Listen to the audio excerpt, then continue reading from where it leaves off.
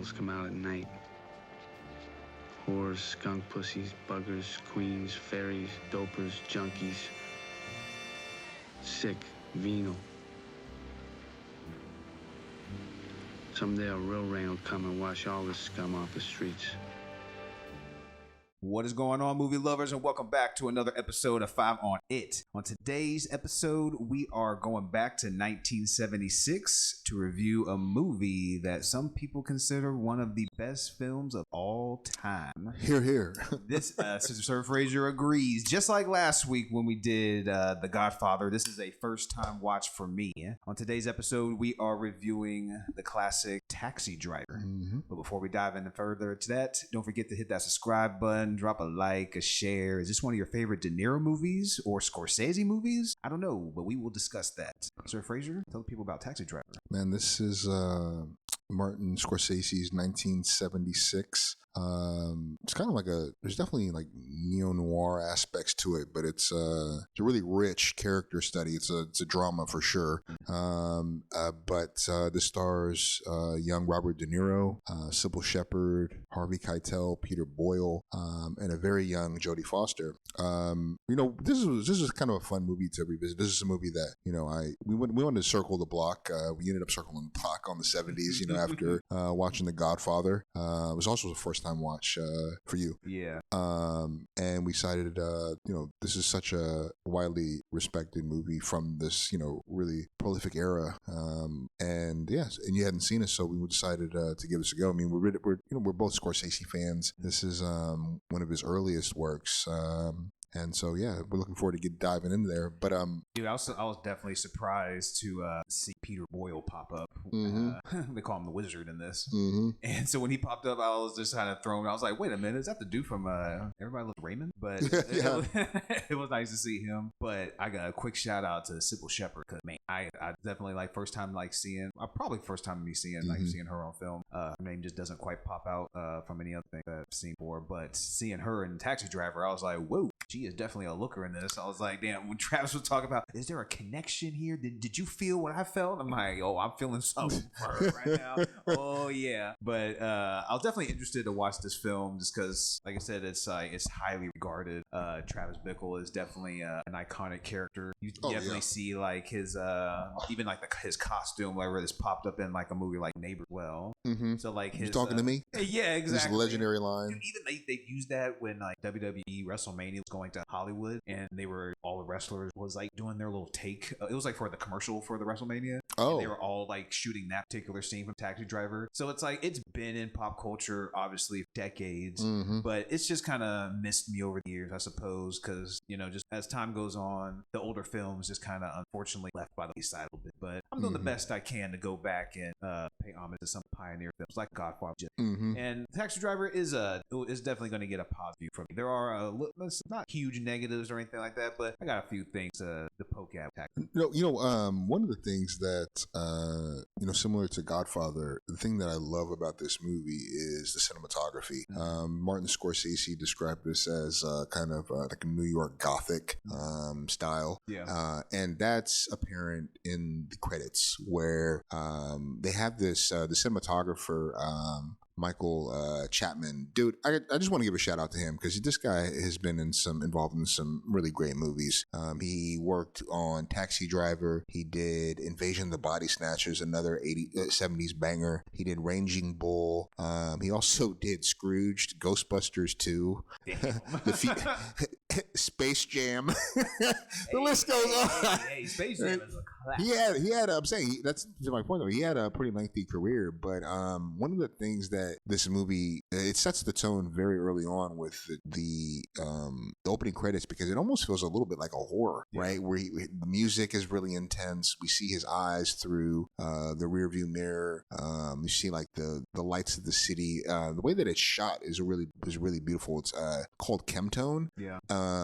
And basically kind of it lends to that kind of dreamy, or in this case, very nightmarish kind of like hazy kind of glow to the lights. But the way that it's shot is super effective, and that distorted view of the outside world is what we come to inhabit when we step into this movie. I mean, this movie is uncomfortable at times because we are so intimate. We are so intimately involved in everything happening, all of his inner thoughts.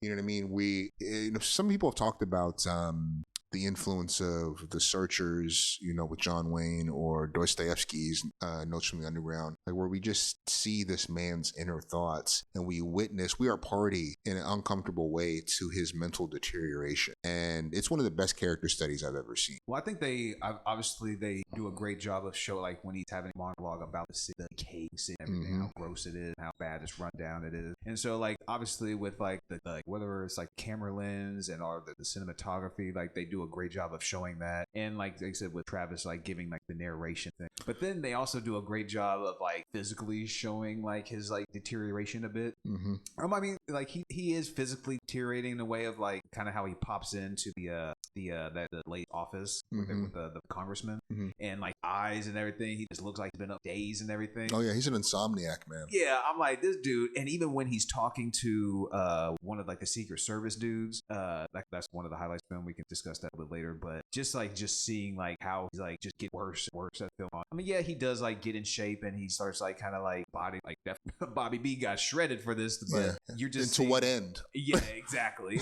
But you just seeing like just like the visible like wear and tear like on face, bags in his eyes, darkness around his eyes. It's like very well. I think one of the things that is really effective, just to pick back up on like the lighting, is that I think the lighting is really used to showcase his like inner turmoil and the way that he sees the world. And in contrast to, well, especially with like not only the fact that this man has PTSD, he's a veteran, he's an insomniac. Those are two bad things in combination. And then we see like his just misanthropic views of the world around him. And I think that touches on one of the big themes of these movies. I mean, it's not just loneliness, but it's also the urban decay, right? Yeah. You talk about like the poverty, the crime, the violence, the prostitution, the political corruption, and all of that is stewing with his PTSD, his insomnia, his loneliness, the thing is that's frustrating about him though, is that he is the victim of he's choosing this. He's subjecting himself to a job that exposes him to some of the ugliest aspects, the seediest aspects of the city on a daily basis. And you have no reprieve from that. And I think what's also interesting to kind of contextualize is just where New York was at this time. I mean, parts of the city were burning. Bronx was burning. I mean, drug use, police brutality, corruption. This city was in, I don't even know if it was financially, I feel like it was strapped. I don't even know what the financial state, I'm sure it wasn't good. I mean, from the looks of it, it wasn't very good. Yeah. Very, Gotham reminiscent of. Yeah, and we're seeing all of this through, and there's also something really interesting about this movie in that there's oftentimes, not always, but there's often a barrier between him and everyone he's interacting with when he's a driver. And that kind of represents the disconnect between him and the world. Yeah. And honestly, like as the movie like opens up and like you're seeing like Travis and like he's going through like his job and whatnot, and then when he comes across what's her name? Betsy, that's it. And when they're like kind of like having a connection and everything like that, everything is going like pretty well. But then when he takes her to like the adult movie and everything, that was just obviously a quick red flag, and she just kind of cut him off like real fast. So lots of couples go to these movies. Yeah, he's obviously like he's an insomniac, but he doesn't have many friends and whatnot, so it seems like he just doesn't know how to interact with somebody like that. And so he's obviously lost. Well, it's like he's also in his day-to-day job, he's more or less just like an automaton. People just tell him where to go, and there's no real interaction except when you see he talks with Palantine. Yeah, I almost call him Palpatine. Yeah, I do. Palantine. When I was reading it, and I was like, wait, it took me a second. I kept saying Palpatine with Palantine. But yeah, I think that even with his own cabs, like he is disconnected. He doesn't really know how to connect with them. Like there's moments, do you remember that moment when he's in the cafe? He arrives and Wiz like, oh, ask Ask Travis. He's the ladies' man. He talks about the woman who was changing her panties in the back seat. Yeah. He said, I whip it out. I said, this is love. Yeah. Peter Boyle owns his scenes. It's really funny when he's in there. Dude. But there's that really great, there's that effective moment, right, where Travis puts like the seltzer in the water and we see him just fixated on it, like for a lengthy shot. Yeah. And one of the, I think it was one of the editors, but somebody who was involved with the production said, Scorsese, they wanted this to happen because it kind of pulls you back in emotionally into the scene, because after a certain amount of time, you're like, wait, why are we still here? Why is it showing me this? And it kind of gets you reinvested in the scene. Yeah.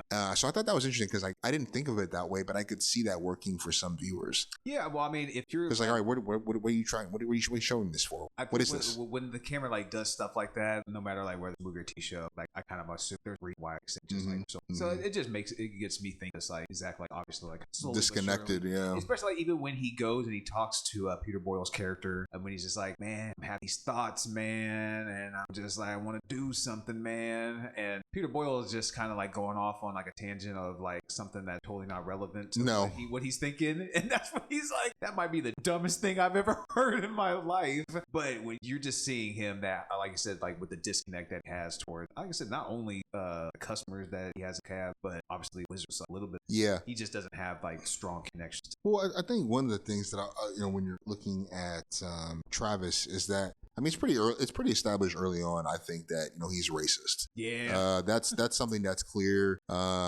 We see that in the cafe where he's looking at these black men who are sitting, and I guess is the implication. It's implied that they're pimps, basically. We see the junkie that's like teetering outside. He sees, when he's driving uptown, the kids, like his interaction with the young black kids or young Puerto Rican kids in the neighborhood. And then we have that really tense moment when Scorsese gets into the backseat as one of his fares, and he's like, he takes him to where his wife is having the affair. Dude, like that it took me a minute, but then I was so, like, wait a minute, why tense. does this dude look so military? Yeah. It's like, oh, look at young Scorsese. But like that scene is just like, extremely tense about why using the fucking 44 Magnum. That was a very scene. Yeah, man. I think we're getting these journal entries from him, and especially, I think things really hit a gear when things fall to the wayside with Betsy. He's calling her, sending her flowers. There's that really great scene where he's calling her on the phone after the whole porn theater situation. Did you get my flowers? And the way the camera just kind of shifts down the hallway, it's almost like, this is awkward. I gotta look away. It's like, but it's so effective, right? Yeah. And he's like pleading, he's trying to like grasping at straws, trying to repair. He's trying to hold on, but he can't salvage the situation, and he doesn't accept that. And when he comes to her work, dude, it's like, no. And the way he comes there too, it's like, not only do you just pop up like that, like, bro, you come in full force, like, and you look like you are on. You have not slept. Yeah, exactly. So it's just like he wants to hold on to that relationship, and I don't blame him, man. I mean, she's a little, but but he was just like doing too much. But like I said, it just lends to this. I think I was going to mention, like, I wanted to get to like a big highlight of the film when obviously he's like dissenting in madness a bit, but then once he picks up a gun, bro, I'm like, this dude is becoming like low-key Batman right now. He's making these makeshift holsters that he's like that he can whip out on a drop of dime and stuff. So it's just like, obviously Batman is like far-fetched, but it's just like the lengths that he's going to this, like, to accomplish like something. This one-man war, like urban warfare. Exactly. This war that he has in his mind, the city. But I mean, one thing though, like it was kind of like not a huge negative. I don't have to, but one thing that I feel like maybe they could have made a little clearer on. I mean, it's like I can like put pieces together. Was like when he wanted to assassinate Palestine. Yeah. When he wanted to assassinate it, it's like, yeah, I can put it together. Like some of the themes, like he wants to get revenge, maybe with Betsy on that relationship, and like cleanse the politics, the world of the city and stuff. But I thought like maybe like their only interaction, I felt like came across positive. And that was a highlight for me. That scene. Well, because like it felt like in Travis's mind, I'm guessing like maybe on the politician's mind might be different, but like it starts off like really well. They're having a nice rapport, but then when he's like, "What's like one thing fixed about the city or something like that?" Yeah, he's like, "I'm the not whole the guy." tone shifts. When he starts going into it, you see the look on Palestine's face, and it's kind of like, "Whoa, this dude's." Even his assistants, they like look at each other. Exactly. But like from Travis's perspective, I felt like it was still a decent interaction. But like maybe because they have another scene when like he's eating some weird ass breakfast. I'm not sure what the fuck he's eating, but it's odd. And he's watching him on TV. But I felt like I kind of rewound it just to like go back to that because I was like maybe there was a look on his face that I missed or something like that. But I felt like maybe they could have used that scene to like maybe show like disgust with him or like maybe he throws his meal at the TV or some shit. I don't know. But I felt like they could have been just a little more clear on why he killed. I was just like I said, I could put the breadcrumbs together like on themes. Like I said, the loss of the relationship with Betsy and Betsy worked for him and everything. Yeah. I feel like they could have been just a little more clear on why he killed. It's interesting because I don't know if it's one of those situations where he became, well, you know, it's interesting. He became the objects of his anger become the father figures of the girls he's trying to either, whether it's Betsy, the one that he wants, or the one that he's trying to save. Yeah. With sport. Yeah. And so I thought that's kind of an interesting thing, but I also wonder how much of it is does Palantine just become the kind of the figurehead of the system and everything that's wrong with it. Yeah. But the whole scene, right, where he is, you know, you talking to me, where he's just slipping further and further away, man, and you're just watching it. This movie's like watching a train wreck. And we see it get more and more. You see him upping the ante and stepping further and further to that cliff. And when we see him in the crowd, and the camera lifts up and we see him with the shaved head at the rally, you're like, dude, man. I was in my mind, I was thinking like, is this the moment? Because I'm like, I know he obviously has a mohawk at some point in this film. I've like, if you know anything about this movie, if you haven't seen it, you know just at least the visuals of him. And just the way the camera was like not showing him at first, I'm like, this is the real. I think this is it right here. But a quick going back just a little bit was like a highlight scene was when I mentioned earlier when he was talking with Secret Service guys. And he's like trying to yeah, dude. And I'm not sure. I think he's being slick right now. But it's like, do you think that Secret Service dude was like, hell yeah, he was suspicious of him, dude? I was like, no way, going along with this shit right now because he's just like, yeah, man, you got to be careful. There's a lot of weirdos out here. It's like, yeah, I know. I'm talking. You know what I'm saying? I'm talking to one right now because like he had a very similar, like almost like a sweaty type of like look to him. To kind of like a very similar look to when he walked into the Palestine's office when he wanted to front Betsy. So it's just like, bro, you look like you haven't obviously slept in days, and you're talking about weirdos in the city, and you just have that weird kind of smile on your face too. And then when you give out zip codes and you think that they're phone numbers, I was thinking about my phone number, dude. That was like definitely just a kind of a low key funny scene as well. But yeah, he just looked insane.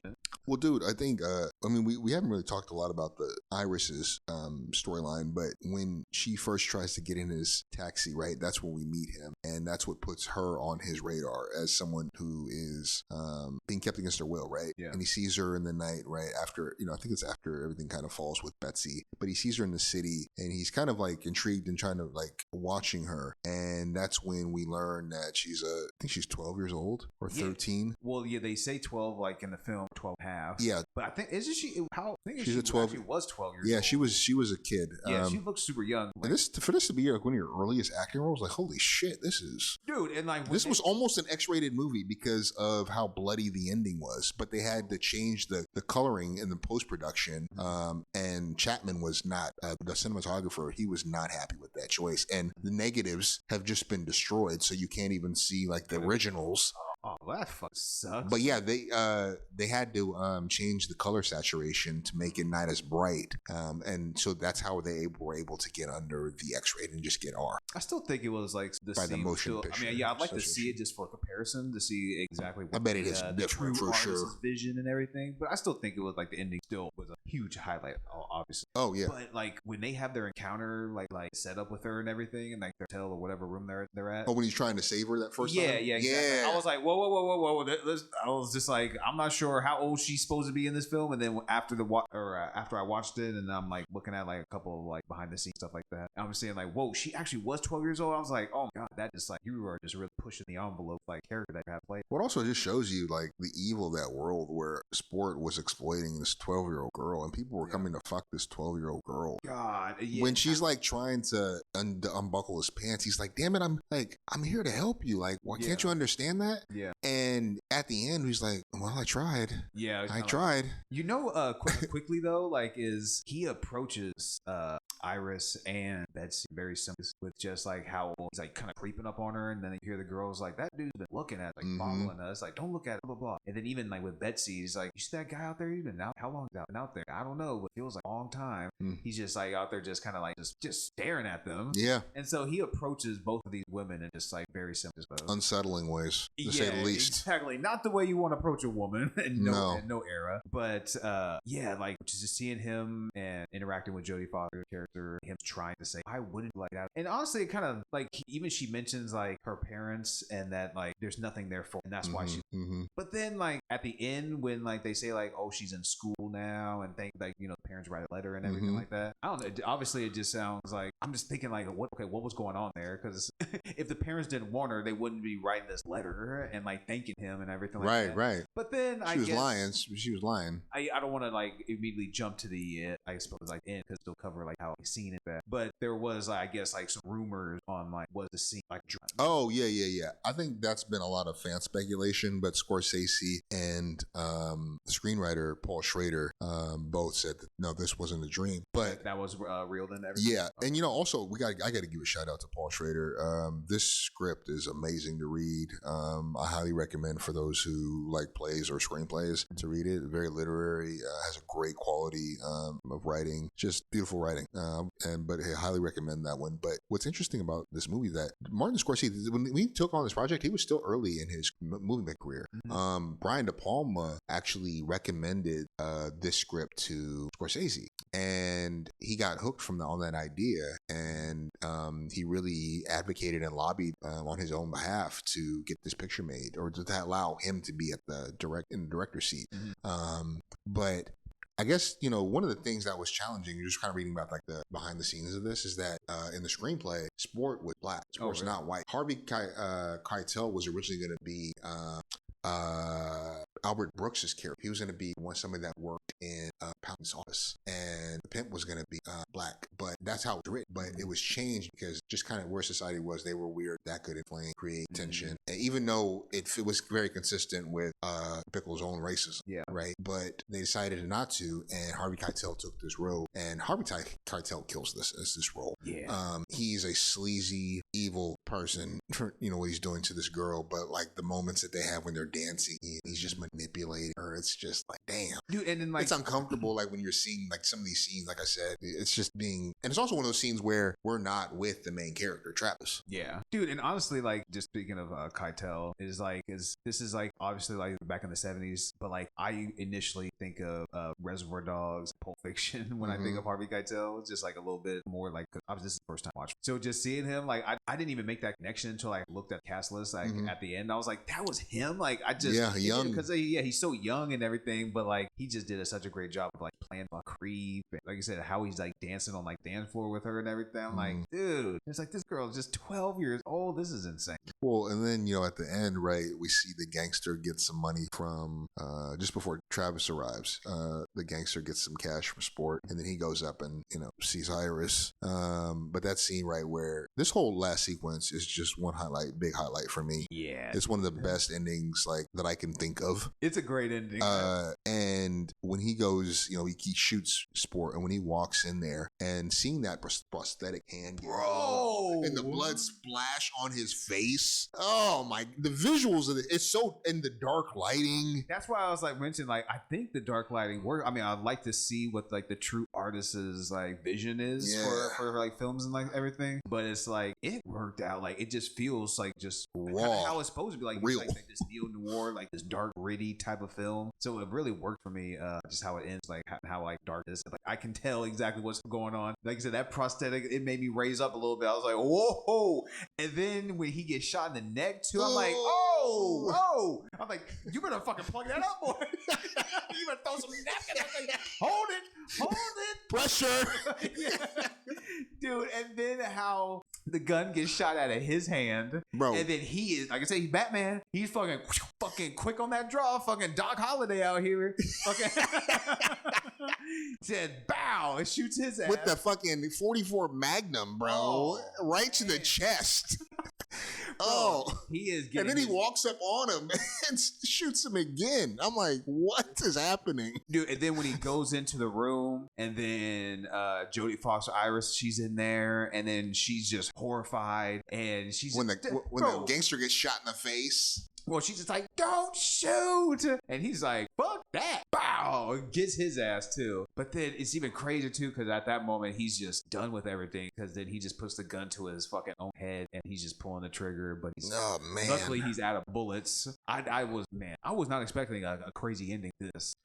And then obviously, like you said, like with like the shot, how dark it is, the blood, and then he puts his hands up to his head. And the blood dripping off of his fingers. Dude, the overhead shot too is that overhead dolly. Yeah, when you're seeing just all, like I said, the John Wick carnage that you just witnessed.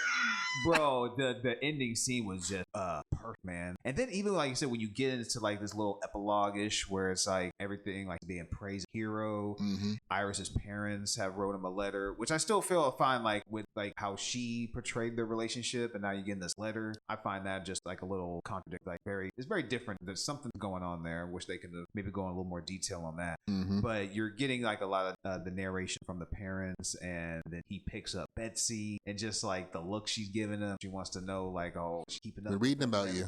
Yeah, like, oh, now you want to go to an adult movie now, bitch. But just like, yeah, how it ends, and then I was like, man, did I play on player? Because like it just seems like she's kind of giving him a look like she's almost like interested in him again. Mm-hmm. But then he gives her a smile, and he kind of plays it cool, I guess. If you want plays it cool, and then he just drives off. I mean, they mentioned like he does look a little irritated from something. Well, I was listening to this. I think it was an interview with Paul Schrader, the screenwriter, and he talked about the way that movie ends, where he's looking in the rearview mirror and you see like that flash, like that reddish. Yeah, it's almost a loop back to the opening credits where we see his eyes through like this red light through the windshield, through the rearview mirror. Yeah, and it's like this movie is almost like a loop, and that's basically kind of representing the fact that he's just been reset. He's gonna explode again, and then the next time he's very likely he's gonna die. Yeah. But I think one of the things I love about that epilogue is we get the newspaper clippings of the press he's been given. He's kind of viewed as a hero for killing these pimps, these gangsters, and he's celebrated by as kind of heralded as a hero in rescuing this girl. And it's pure chance that on his way to try to kill Palpatine, they pick up on him. Yeah. And he has to abandon that, and he pivots right to killing sport. Yeah. Otherwise he would have been on the newspaper, same headlines for very different reasons. Exactly. I mean, it's just like pure chance that he ends up going after people who we all find reprehensible human beings, and that most of us wouldn't lose any sleep. He was about to go down the wrong road. Yeah. I mean, he still kind of went down the wrong road, but I guess he found a nice little exit door to safety. And I think what's crazy about this movie, though, is that the way that the city and the media kind of celebrates this man who's mentally ill, unstable. He's a ticking time bomb, and yet he is heralded as a hero. What does that say about like a culture that celebrates somebody in this state who, by pure random chance, was able to do something? If you want, you could call it I don't even know, heroic isn't the word I would use. Yeah. I mean, he's a vigilante. They just don't know the true story. Yeah, I mean, but they're celebrating this man who's literally mentally ill. Yeah. Well, as a hero. That kind of brings me to like, obviously, like this is a very like a pioneer type of film, I suppose, and just how like highly regarded it is too, and like when it came out. But you can definitely see just like the inspirations of like later movies that came down the line, and like some of those movies I like definitely came came to mind for me personally was like a Leon the Professional, the Equalizer, even a Falling Down, Michael Douglas, seeing somebody just like how his day progressively getting worse and seeing how he changed, down. And then another one obviously is like Joker, and Joker has been mentioned as like they took a lot of inspiration from Taxi Driver. I don't want to say full on ripped it off, but damn, there is a lot heavy of Joker influence in this movie. And so it's, I mean, Joker, I fuck with the movie. It's not my EC, but you can definitely see the influences of that film. No doubt, man. Well, say, do you have anything else, or you want to pivot to scores? I think we're ready to go to scores, man. Yeah, because I mean, this is a movie that I don't mind kicking this off. Go for it. This for me is a 4.5. I love this movie. It's one of my favorite movies of all time. I think it's well written, well acted, well shot. I gotta give a shout out to Bernard Herrmann, who did the score. I mean, this man has a legendary body of work. I mean, everything. I think he came in the game doing the score for Citizens Kane, I believe. So like, dude, I like that. He did Vertigo, all these types of The Bird, Psycho. Like, this man is a legend. Dude, this was his last score. His last score, I believe, too. I think he died shortly after this. After Taxi Driver? Yeah. Oh, well, I think he had a bad heart. Dude, I like how like it was like this almost like jazzy type of like score at times, but then like it would like quickly go into like a more just like dramatic or type, like it sounded like something like bad was about to happen, and so like it sounds like almost like jovial at first, but then it quick goes into just something missing. Yeah, nightmarish at times. Yeah. So I like that change in pace with the score. Yeah. But yeah, that's my score. It's one of those movies like I find things to appreciate it. I mean, there's so much to appreciate it for me every time I watch it, whether, like I said, the acting, cinematography, and so on. Just the way that it's lit. This is just this is just one of those movies too. I was like, man, I really love this 1970s aesthetic. I know we talked about Gordon Willis it was Gordon Harris from The Godfather, who did the cinematography. Just like really great. Just like the way that they lit these movies. It's just it just really, Gordon Willis, it just really stands out. And this is just another famous example of it, that style. Man, I was going to possibly agree with the score, but I'm just going to go with a 4 now. Just because this is just my first time watch, and I've mentioned before that rewatchability has a big, has like some weight in my score, I think. And so I have to like watch it maybe a few more times to see how well I actually do like enjoy it a lot. But on first time watch, I enjoyed this film. I think you were thinking I was probably not going to enjoy it, but but I definitely do enjoy this film. Like I said, like especially just how it progresses and you see like this person just like deteriorating in some way, shape, or form just over time. I like stories like that, like some of the other like movies I've mentioned, and like I said, it has a lot of just themes and just like things that like picked up on like enough.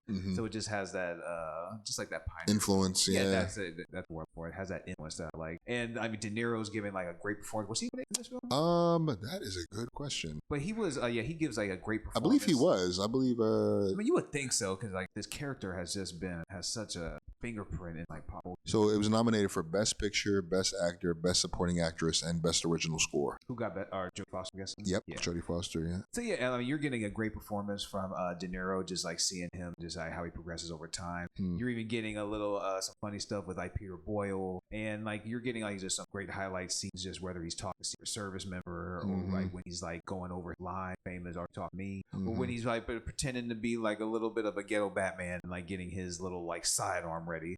But it ends on such a highlight, man. Like in the film, I feel like if it starts at a 0 from when you turn it on, it just gradually gets better and better until you get to the end and it just bangs. Yo, the sound of that Magnum when he fired it, you're just in that little hallway. Yeah, man. And dude, even I like the shots too, like when he's practicing like shooting the gun, and then they show it just from not his POV but from the opposite end. Just like it's just all black, but you just see the little box of him just shooting it. I just love those shots like that. But yeah, I might raise it over time, but I just have to watch it a few more times. So right now, it's a 4. All right, well that wraps up our review. But man, I wanted to share a couple movies that I saw recently that I'm very high on. An oldie and a new one. The first one was Redux. This dropped last month. It wasn't in theaters very long, unfortunately, but this is a sci-fi thriller, multiverse thriller by brothers Kevin and Matthew McCandless. It's about this mother who travels across multiverses trying to find the serial killer that murdered her daughter. One of my favorite movies this year so far. Highly recommend that one. Yeah, you sent that over to me, and like I was like, as soon as I see that read the synopsis, I was like, I'm pretty much sold. Dude, it's like that's like such a great elevator pitch. It's just like what like a mother goes through the multiverse Vigilante flick. Yeah, to do like to murder their child's killer over and over and over again. And it's like yeah, and she's doing this thousands of times, and she like I want to see what's like. Obviously, the antagonist is like obviously the child killer, but then it's obviously going to be something probably more deeper, somewhere like maybe like she can't continue to go through the multiverse, or she changes something. I don't know what it could be, but I'm definitely interested to check out. That's been a big highlight for me. And the other one is actually a 1970s flick, 1972 specifically. This is bear with me on the title. It's The Effects of Gamma Rays on Man in the Moon Marigolds. Yeah, it was directed by Paul Newman. It stars his wife, and it's about this mentally unwell woman who's a widow trying to who's just really they're poverty stricken. She has very little income, and she's trying to raise her epileptic daughter and her very introverted but scientifically like curious youngest daughter, both teenagers. Man, it is an intense movie, family drama. Highly recommend it. It's very very captivating. It's tough to watch at times. You're just like, man, you're just feeling like you're on a fly on the wall of this dysfunctional family. It's a lot. It can hit a little hard at times, but it's a good movie though. Highly recommend it. It's like, oh, I don't want to be here right now, like, but I have to. I can leave. And she's like, sit your ass down. Okay, sorry. All right. I'm sorry about that. Dude, well, like I have a movie that I'm high on that I haven't seen yet. I'm actually going to see it tomorrow in theaters. It's called Hoppers. It's Pixar's new film. I've heard like really great things about it. Have you seen that trailer for it? Dude, it's kind of like I saw it when I went. It's animation, right? Yeah, I saw the trailer when I went to go see I think Zootopia 2. And dude, this trailer actually kind of made me like laugh a few times. So like from there, I was definitely interested to check it out, and I'm glad to see it's getting like really good reviews, and Pixar is like doing their thing once again. But it's just pretty much about like they say like the science is able to transform like human consciousness into like a robotic animal, and they choose like a beaver. Is it a beaver? Yeah, I'm pretty sure it's like a beaver. And so like they go undercover, and then like they just like the shenanigans that ensues like when that person goes undercover with the beaver world and stuff like that. So like the voices and everything. It was just a funny ass trailer, so I'm very interested or looking forward to checking this out tomorrow in theaters. But a movie that we mentioned a couple of movies that we're high on. I'll give you something that was low on. Was Scream 7 recently. Oh man, I heard it's disappointing. I am a horror fan. It's arguably my favorite genre, and Scream is definitely I think a very consistent franchise. I definitely like enjoy the franchise as a whole, but this one, man, the reveal and the motive is usually what like weighs on a Scream movie.